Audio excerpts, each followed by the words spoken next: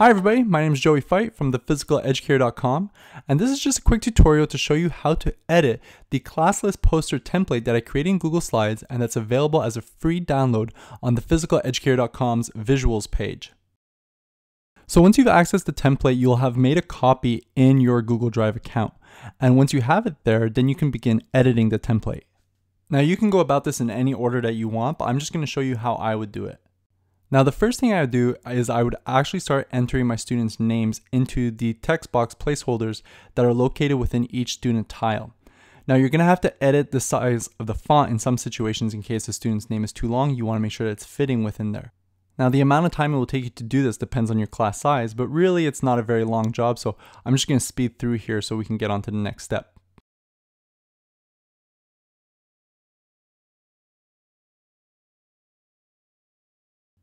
Okay, so once all of your student names have been entered into the student tiles, what you're going to want to do next is just select all of the student tiles that you won't be using. So any extra tiles, if your class size is smaller than what's available on the poster, you're going to select all those and just delete them because you don't want them to appear on the final poster when you're ready to print.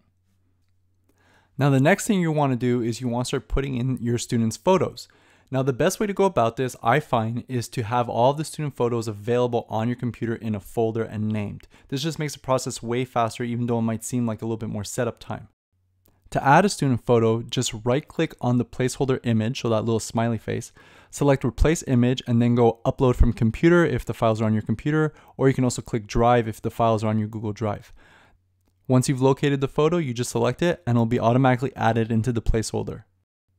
Now this process is time consuming, but it's really not that bad. Plus, once it's done, it's done. You have it for the rest of the school year, and it's such a wonderful tool because it really helps you get to learn your students' names if you have new students. And if ever you have a sub-in or a teacher replacing you, then they can have this resource that makes it really easy for them to be able to identify students in your class. And really, if you look at the time in the top right corner, this whole poster template took me 8 minutes to fill out. Okay, so once your template's filled out, you're ready to print. Just go to File and select Print. And then once you're in the print setup page, all you have to do is make sure that you select the page or pages that contain the poster that you're using. So if you have a class that has over 32 students, it'll be spread out over 2 posters. And what's really important is that this template was designed to be printed on 11 by 17 tabloid size paper. So in the paper format there, you're going to want to make sure that you select that tabloid size so that the poster isn't cut out in any way. And once that's done, you're good to print. Alternatively, if you'd rather just save it as a PDF, you can do that as well. Just open the PDF in preview if you're on a Mac.